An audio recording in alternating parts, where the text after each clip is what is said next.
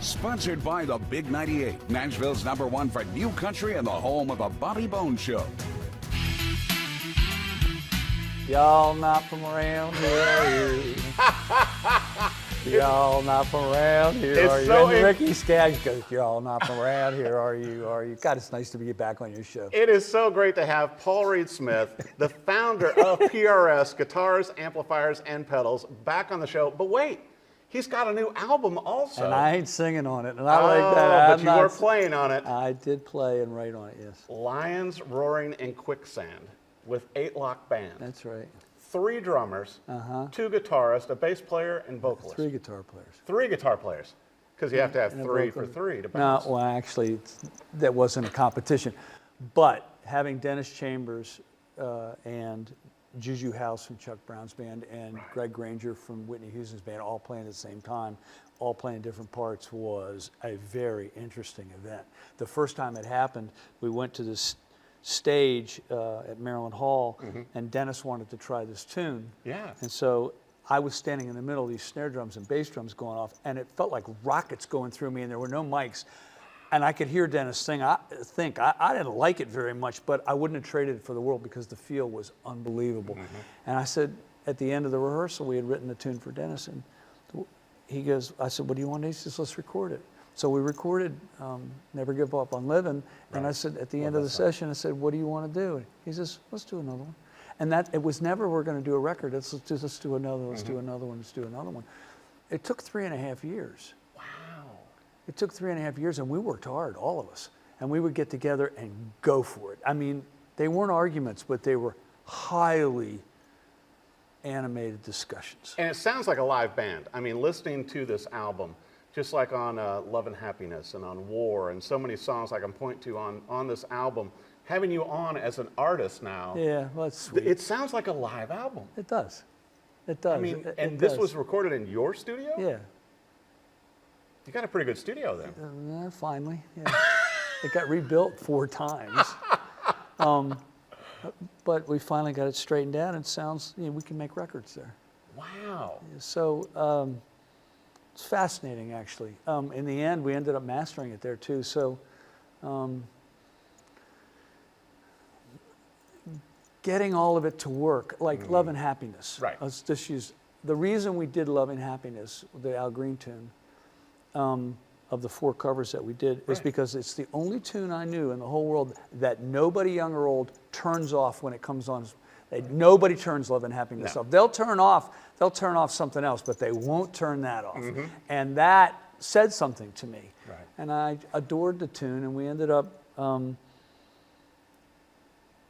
slowing it down slightly, and Gary was, the bass player, was adamant about the feel.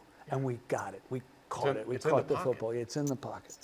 I mean, the whole album is listening to this album, which I think, having, I have your previous albums, I've listened to all of them.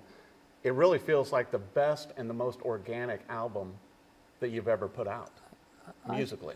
And it covers a lot of styles. Covers a lot of styles. I called it the Baltimore Washington Parkway. It was between this Baltimore funk and this DC go-go connection, and I wanted to be in the middle somewhere, and watching these tunes, whether they were going to swing or they were going to be straight, was interesting. Fascinating, actually. Fascinating. About half the tunes, Dennis is in the middle, Greg's in the middle a little bit, Juju's in the middle a little bit. It's all spread out. And then Mia, I thought, sang for her life. Oh my gosh, what an incredible voice. But also, I got to tell you, what surprised me listening to the whole album is that I thought, well, this is just going to be a guitar extravaganza. No. It is Paul Reed Smith. It's not. No, it's Truthfully, if I was, blindfolded and didn't know, I would have thought that a drummer mixed it, because I hear more percussion, particularly with the opening riffs, than I do guitar. Well, that's how it was designed. Of all weird things, I called Brent King, the great mixer from Nashville, and I said, will you come help me? Because the band had said these mixes aren't good enough. And so he flew down and got them all straightened out. Wow. And we're dear friends. It's interesting, you mentioned the name of the record, Lions Roaring in Quicksand.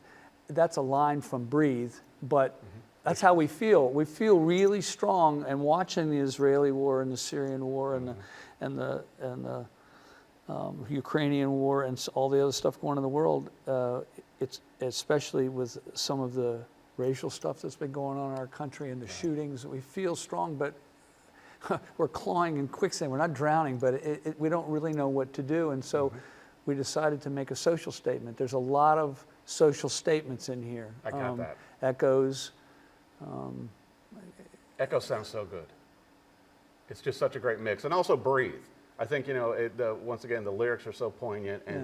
But it's like every song is like a little encapsulated statement. The statement, yeah. We tried to make what musicians are allowed to do was make his social commentary when most people aren't allowed to make that. Although X and Twitter and stuff now let people do that, but we wanted to make a musical statement. There's a lot in the record about our deep disdain for war, and we'd hoped that as a human race we would have outgrown it at this point, but we haven't. Right. When we decided to do war, I called Dennis. I said, "Dennis, I want to redo war." He goes, "We still do that, huh?" And I went, he was talking about as a race, and I said, "Yeah." And he goes, "All right, let's do it." Done. It was over. Echoes is about the echo of slavery that the people in my band feel. It was, the line is the echo of a black crow, which is really the echo of a Jim Crow, right? So, such a powerful song. I love that tune. Yeah, everything. Well, and I got to bring this up too, because I mean, so many people, Paul, only know you for your incredible guitars, which I'm holding one of your new models right now. You've shared the stage with the Doobie Brothers, Alter Bridge, Carlos Santana. The list goes on and on. And so you're actually a player also. Like, I was watching the video of you and Miles, and you guys are jamming on your guitars, and you're happy as a little kid. Yeah, why not? It's a musical royalty. Miles Kennedy's sitting with me. Look, at one point, Derek Trucks had his amp stolen, and he needed an amp for a gig. And I walk into my house, and there he's standing there looking at my amps, trying to figure out which one to use for the gig. And I went, oh, musical royalty in my house. You know, some people may not know your story as well as I do, and certainly, you know, you and I have known each other a lot of years. I don't even know if I know my story. But it's like, you know, I mean, what an incredible moment for you. And you and I were talking before we came in studio to where, you know, 2025 is going to be a big year for you. But you started out as a guitar builder at 16 because you couldn't buy a guitar. Well, my father wasn't going to buy me a guitar the way they were buying cars for the kids, you know. You built your guitar. Yeah, I wanted to be in the club, but I couldn't get in. And then that became your passion, working out of a garage. And Carlos Santana became one of your first big musicians to where, you know, the first guitar, he's like, okay, that's amazing.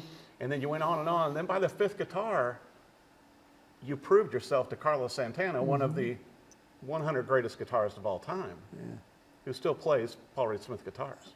Look, there were three major endorsers at the beginning: Al Di Meola, Howard Lisa Hart, and Carlos Santana. But Carlos Santana carries a ridiculous amount of weight. If somebody is sitting next to me on an airplane, they want to know, have they seen one of our guitars? I said, well, you've seen Carlos Santana play the guitar of the Byrds. They go, yeah. I mean, it's a household name worldwide. Right.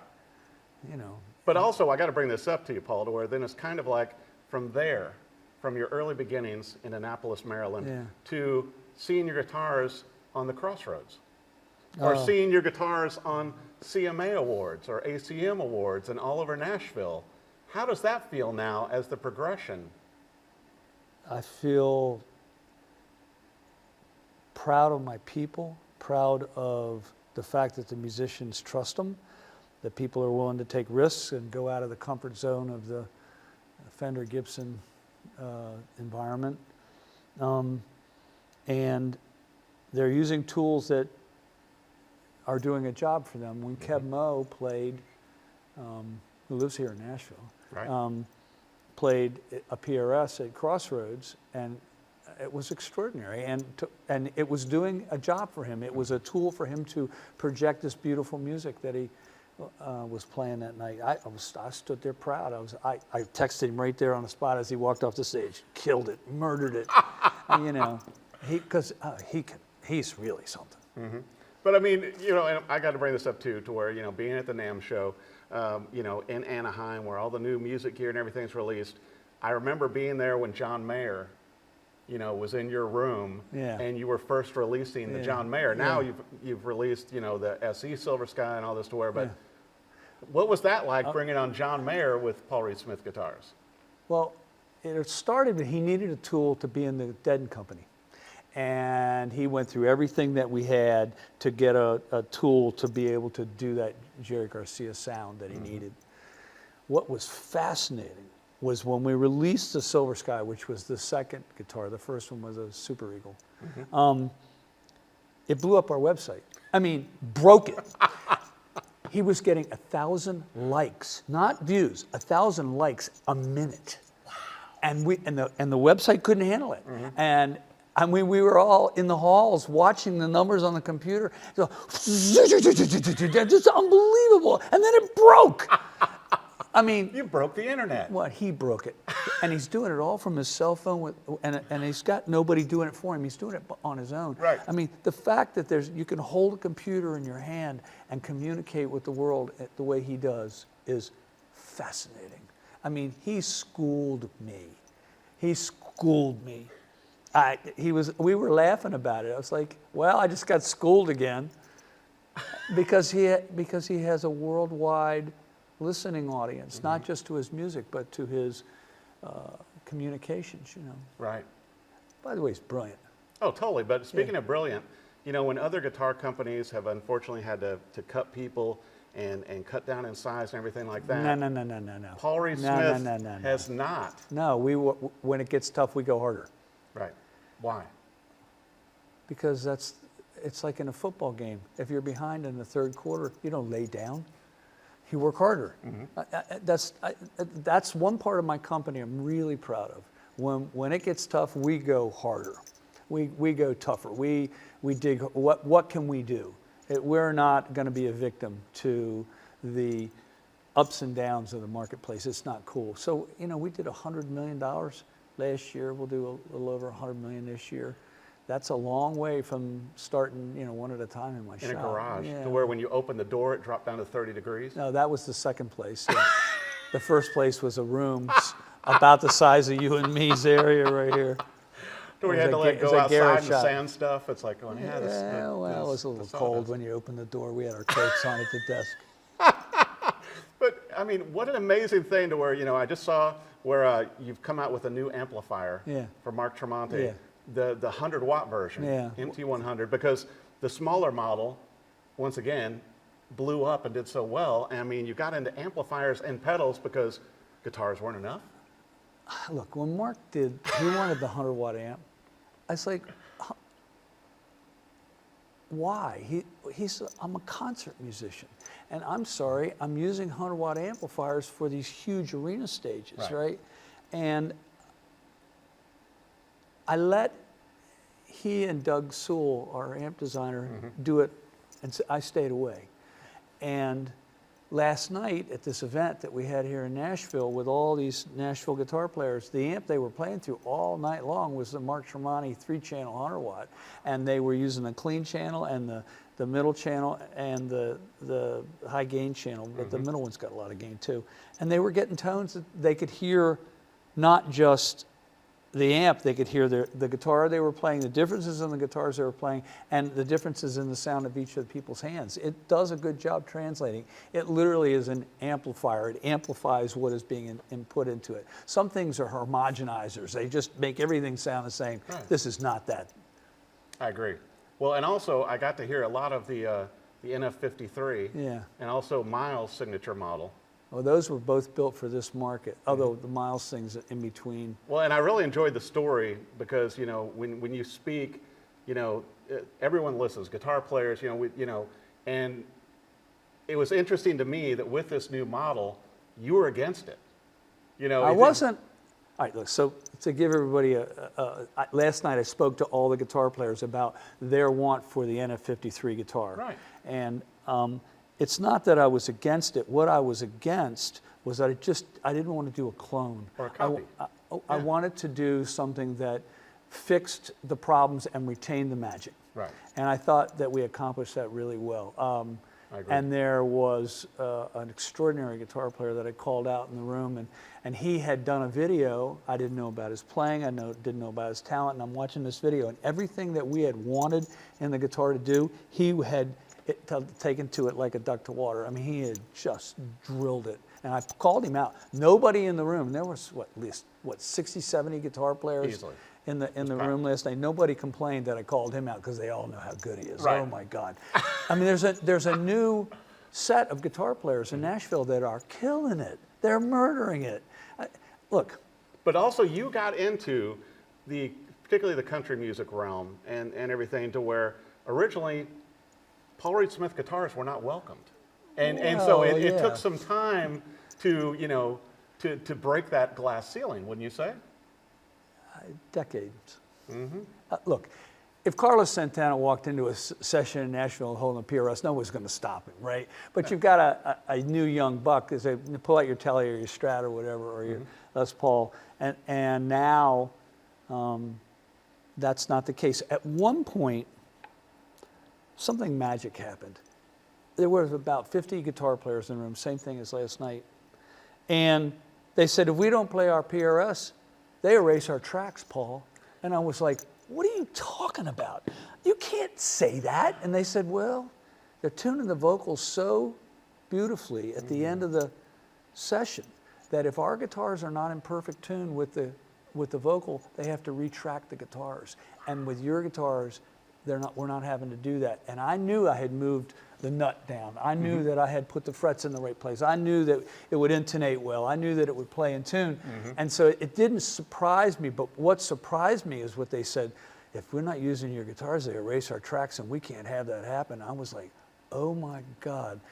All that work that we did at the beginning was now being appreciated, right? Because the guitars were playing in tune with these tuned vocals. They're tuning every syllable, some of these records. Well, and what has always impressed me too, Paul, to where, you could have rested on your laurels and be in and died? And be, I mean, obviously, you've gotten a Vintage Guitar Hall of Fame award back in 2011, but just with the original. How do you know about that? I know a lot of things. I got that. And so, anyway, it's like with just your original design, and you're constantly evolving and making things better, and you're not resting. You're still creating, and it's like you still have that childlike joy, even when you're talking with all the guitarists and musicians. You can tell how proud you are. Well, it didn't go Tupperware. I mean, if you can have a record go gold and go platinum, I had an artist once said, my record just went Tupperware. They had taken to the instrument like a duck to water again. Isn't that saying? They had tried it against their favorites and it was doing its job and better. Right. And for me, why would I not be ecstatic about that? And why would I not think, look, they had a need. They needed, the guitar players in this town needed a little more character for some of the tracks. And they wanted a guitar that did what an old 53 Blackguard would do. And like the one you have in your office. Like that one I have in my office, which we went through 30 of them and found the best sounding one. That's a whole different story. It's a crapshoot. You don't know. It's not. They're all not created equal. Right. And we found a magic one, and then we had to not only beat it, but we had to beat it bad. And very often in those old guitars, it'll go da da da da da da, eep, and the last note just take like ice pick in your head. And I wanted that gone. I wanted some of the other problems gone, but I wanted to retain the beautiful character. And the problem with those guitars is that you get in a bad environment like this TV studio, and it'll hum like a banshee. Whoa! You're moving around trying to stop it, and those pickups are quiet as a mouse. And I was telling the story to all the musicians about where it all came from, because all they knew was the result. They didn't know the backbone story of it. Right. Well, and not to put you on the spot, but as you are certainly have matured and everything, how... See, no hair. That's maturity. You used to have a long locks. But how do you feel like today, Paul, certainly with your close relationship with Ted McCarty, to where he was like a grandfather to you, and you were constantly picking his brain, and you were sharing what you were doing, and you were there with Ted to the end. How do you feel like you're fulfilling that now? That's not the grid that's in my head. What's in my head is that Ted gave me all the stories that he had, and I knew I had them all because he started repeating himself. And you can tell if somebody lies because they'll tell the same story different every time with their line.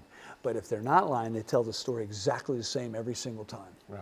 And he always told the stories exactly the same. So one, I knew he wasn't lying, and two, I had them all. And but also, you didn't go to him saying, hey, I want to find a Les Paul, I want to find this. no, he was mad about that. Right, you wanted to know the real nuts and bolts. Yeah, he got really angry the second day I was there. I said, why are you so angry? He says, only people ask me if there's an old Les Paul in my basement. They want to get rich quick, and all you want to know about is how I made my living. And he said, I'm mad because of the way I've been treated, and you're treating me the way I expected to be treated. Right. I mean, he changed the industry. And so have you. And you're Well, coming up that's on an sweet. anniversary, That's sweet. and you're coming up on an anniversary in 2025 that is fast approaching, Paul. I will own that the quality of the guitars had an impact on the industry, and we had lost it. At one point in 1970, if you bought a Fender guitar, there was so much polyester on it that you couldn't find the frets. Right. I mean, that ended. What's this anniversary's coming up?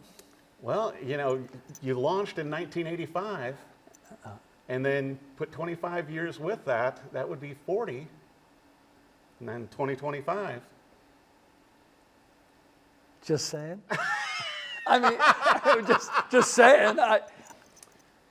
Okay, so that'll be our 40th anniversary in a couple years. Kind of a big deal. Okay, so I am now making a request. Okay. I want to come back here for that because you're the one that called it. Nobody said anything about it to me. Couldn't help it. Well, why not? Look, a 40th anniversary. Does that have a color or a stone or a metal to it? We'll have to look that up. Silver? What is it? Gold? But I mean, but also, platinum? I mean, and I mean this in a very positive way, Paul, to where, you know, against all We'll call odds. it the copper anniversary for all the pickup wire. But against all odds, you know, you grew a tiny company from an idea that you had for a guitar that people are playing all over the world, just like with Mana, the Mexican band. You know, it's Mana, like, yeah. Yeah, to where, I mean, musicians everywhere around the world, Paul Reed Smith and PRS Guitars are now a household name. Not quite yet, but getting close. It's getting much better. I mean, you say all over the world. You say Carlos Santana somewhere in Africa, they know who you're talking about. Right. PRS Guitars, they go, I don't know what you're talking about yet. But they know, okay, they know it's the coming. guitar It's coming. that Carlos is playing.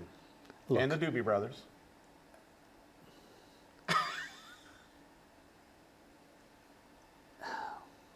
You're embarrassing me a little bit because it's hard. You're actually trying to hold a mirror up to what's going on in history to me about, and it's, for me, I don't think of it as me. I think of it as the 450 people that work together in my building. I mean, there were some very bright, good-hearted people from PRS in that room last night. And Bev Fowler, she's brilliant, and she runs our artist relations department. There were a lot of really, really good souls, and they're taking care of the artists. For me, I look at it like a group effort. I don't look at it as just you built this company on it. No, we. The thing I like about it is it's the American dream. Some kid in some bedroom comes up with something, and then everybody joins in to try to make nothing into something. It's stone soup. You ever read this book? Yes, yes. Okay, in Stone Soup, they put stones in this boiling water. If I only had some vegetables, if I only had some meat, right? And everybody brings their piece to the, and you have this extraordinary food at the end. That's the way I feel about it. I feel like, why did people join? Because they thought we could turn nothing into something, which is kind of what you're saying. That part I'll own. It could have gone a million different ways, but it has gone the way that it has. I don't have any regrets. And you know, we started with the record, which for me, that's what I wanted. I wanted to be a musician. I didn't want to be a guitar maker. But you get to be it all. Well, that's sweet. You get to do it all. No, it's not sweet. It's amazing, Paul. You come up with ideas. You create incredible guitars. You know, you work with your amp builders. You have pedals. You have all these things that you've done. And then, hey, I got a studio. Let's make an incredible album that has social statements with every song. Well, I cry more tears of joy than ones of pain. Right. When it's painful for me, I write. And when I'm stuck on an airplane, and I'm sorry, with an elbow monger over here, oh, it's not fun, right? You ever had a guy? Yes. Yeah. Been wedged in. Like, Right. Yeah. Yeah, I'd pull out a pad and write because it's the only way to pass the time. And for me to be able to get my feelings out, comes out, and they end up, 1 out of 3 times end up being a song. Well, and when I was watching the video with you and Miles, I still saw the 16-year-old kid smiling and enjoying playing guitar with Miles. And I feel like that on this album also. Yeah. To where it's like, you're still getting to live your dream. Yeah, well, yeah. Did you hear Mia singing the echoes? Oh my gosh. Okay, so we didn't put an echo program on. I said, sing them. And she walked up and was listening to the guitar track and singing all the echoes. She was singing all the parts they normally use a plug-in or a piece for. Right. And she would change them up a little bit. And I was like, what fun. We sounds haven't so good. completely figured out how to do it live yet. You know, that was going to be my next question, because obviously with an album this strong and with so many great songs on it, you're going to have to play out. Well, that's fine. You know, I mean, you're going to have shows. Look, the thing about a festival band, let's just take Carlos Santana for it. He is playing melodies and grooves for 20,000 people, and the person walking with a beer in their hand to the bathroom is singing the melody. Totally. I mean, he's an arena level guitar player, as is Mark Tremonti, as is John Mayer. I mean, this solo tour that John Mayer's doing is just killing people, right? And for me, the band I'm in is, and we've seen it on several occasions, is capable of that kind of thing where we can play to huge audiences. Right. And Mia has a way of connecting with the audience, which is, by the way, everybody, Mia is the singer. Incredible on this album. It's So such a great album. Well, and you know, and I wanted to bring up also, Paul, you're already working on new songs oh, for another they're already album. written. They're already written. Is that going to come out next year? Or is it going to take 3.5 more years? It's going to take a couple. We now know how to do it. Well, I got to ask you this, because We had to learn how to do it. We didn't know how to deal with 3 drummers and get in a lock. We didn't know. This like was Eightlock? That's what it's called. See what I did right there? Yeah. Well, you know, I think viewers are going to want to know, Paul. So it's 8 people locked together that you can't separate. Exactly. It's still 8 people. I'm Eightlock. sorry. So when you're playing in the studio, Yeah. and when you're playing on these songs, Yeah. what's your go-to guitar? What guitar do you pick I'm up the sorry. most and play? It's the worst name for a guitar on the planet. It's called a Paul's guitar. I brought one. I can show you. Hold on a minute. I'll grab it. I'm sorry. This guitar works for me. You know, I think viewers are going to want to know. See, look. There you go. There you go. There it is. You want to play catch? No. Come on. Beautiful neck. Beautiful. So this is your go-to. I have a couple. I'm not a guitar collector. The thing I enjoy about guitar collecting is that if you find an old instrument, say from 1958, or an old amplifier from 1963 or 4 or something, they will talk to you. Now, I know that sounds weird, but let me explain. Whatever the maker thought that day is in that instrument. Exactly. When you look at a Van Gogh painting, which I got very close to one the other day, took my breath away.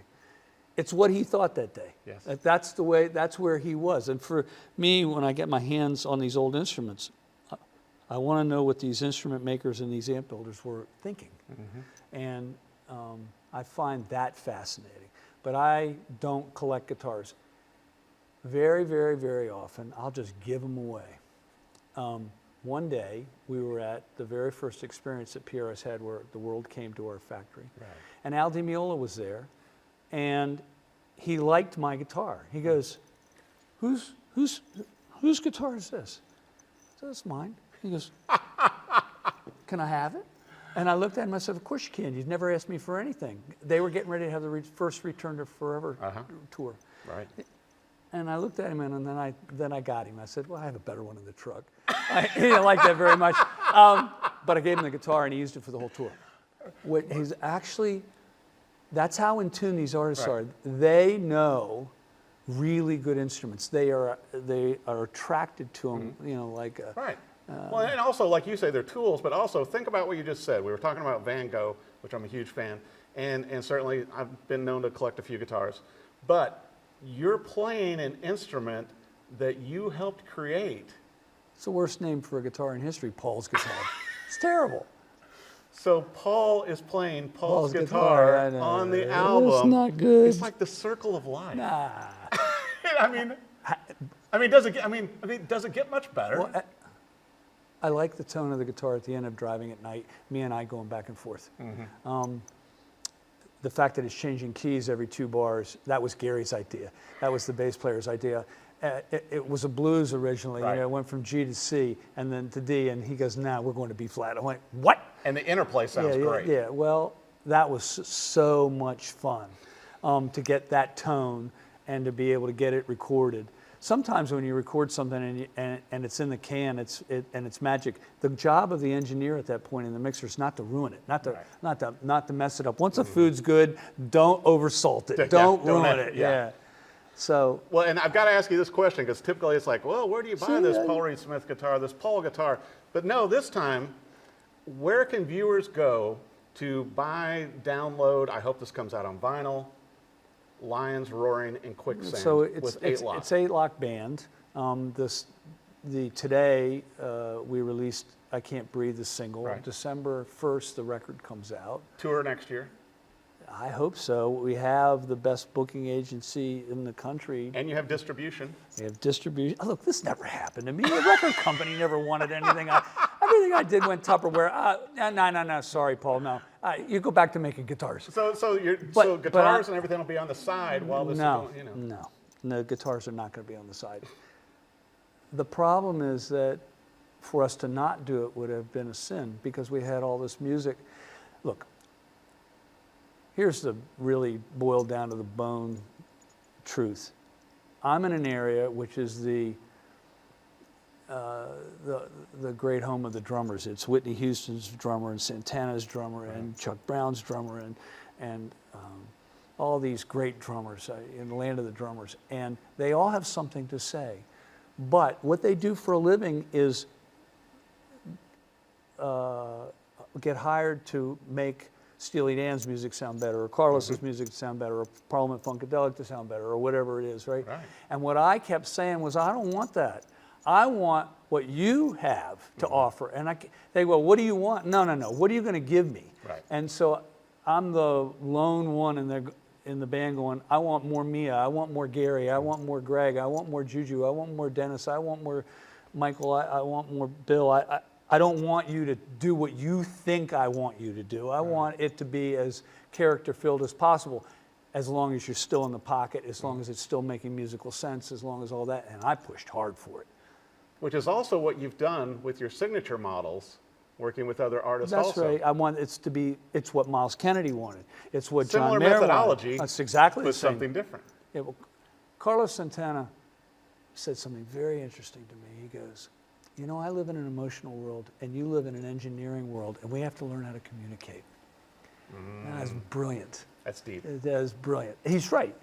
And so he was having an emotional response to the guitar, right? And I needed to technically get it right so that it would do its job. When John Mayer did the Silver Sky, he was very, very clear about what he wanted. I was more involved in the Super Eagle design. But when we did the Silver Sky, I put my hand around the neck and realized that neck had not been tooled right since 1963. And I welled up. I went, oh, we got it right. That was cool. I enjoyed that. So yes, I don't want to do what I want to do. I want what Miles Kennedy wants. I want what Mark Tremonti wants. I want what John Mayer wants. I want Carlos Santana wants. Look, there's a symbiotic relationship. They need instruments to play their music on, and I need their support, otherwise nobody's going to believe me. Well, I'll tell you what, people are definitely going to believe you with the new album. That's sweet. Lions Roaring in Quicksand. Yeah. And great album cover as well with Eightlock Band. Yeah. I'll tell you what, our viewers, they definitely are going to want to, follow you guys, come out and see you live, but also to add this album to their playlist. You've got a lot to say. Your whole band has a lot to say in each one of these songs. We do. With, it's just great. By the way, do you know that the late Chuck Brown is on the record? Did you hear that and Look at the Moon? Yeah. We actually brought him to Nashville, to Ricky Skaggs' studio, And he recorded Look at the Moon at a different tempo and a different thing. And I called the engineers and I said, can I get the raw track? And we re-recorded the track at a different speed and were able to put him in like almost AI-wise. And it sounds like he was in the room. Yes, it does. Yeah. The entire album sounds live. Wow. I can't wait to see you guys playing live. It's not too much reverb, right? That's Not at all. Okay, good. Not at all. Maybe he could have used a tad more guitar, but that's just me. I'm not a drummer. The vocals and the drums, There's everything plenty sounds of great. guitar on it. We'll use a little more guitar, Paul. You know, but Like more cowbell? yeah, exactly. That's I great. wish we More had a song guitar, like right? that. Yeah, more guitar. By the way, one of the greatest skits on SNL ever. Totally. I got a fever. Boys, I got a fever. I was dying. I was losing it. If you have a fever for great music, be sure and check out Paul Reed Smith and Eightlock's new albums, Lions, Roaring, and Quicksand. You're going to love it as much as I do. Add it to your playlist, but also check out the band so you can see them live, and maybe you'll check out some Paul Reed Smith guitars, amps, and guitar effects pedals too, right? Yeah. Why don't you put a little teeny piece of a little teeny bit of the record at the end of this so they can hear a little teeny piece of it? We'll have to talk about that. Yeah, We can do it. Paul Reed Smith, thank you so much for coming on the show. Thanks for having me here. Always good to have you in. All right. Well done.